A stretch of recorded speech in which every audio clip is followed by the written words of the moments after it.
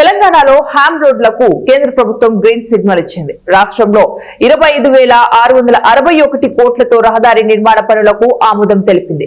జాతీయ రహదారుల జాబితాలలో తెలంగాణ నుంచి 5 హైవేలకు చోటు దక్కింది. ఈ మేరకు రాష్ట్ర వ్యాప్తంగా 431 కిలోమీటర్ల రహదారుల నిర్మాణానికి అనుమతి లభించింది. హామ్ విధానంలో కేంద్రం NHAI నిధుల్లో 40:60 నిష్పత్తుల్లో రోడ్ల నిర్మాణం జరగనుంది.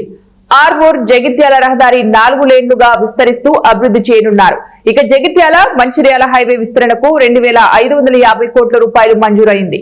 జగిత్యాల కరీంనగర్ రహదారికి 2,384 కోట్లు కేటాయించారు. ఆర్మూర్ జగిత్యాల రహదారి నిర్మాణానికి 2,338 కోట్లు ఆమోదం లభించింది. హైదరాబాద్ RRR ప్రాజెక్టుకు 15,627 కోట్ల నిధులు కేటాయించారు. మహబూబ్ నగర్ రాయచూర్ రహదారి 4 లేన్ గా విస్తరణకు 2,662 కోట్లు మంజూరు చేశారు. కేంద్ర ప్రభుత్వ అనుమతితో రాష్ట్ర రహదారుల అభివృద్ధికి కొత్త రోడ్డు మ్యాప్ ఏర్పాటు చేయనున్నారు.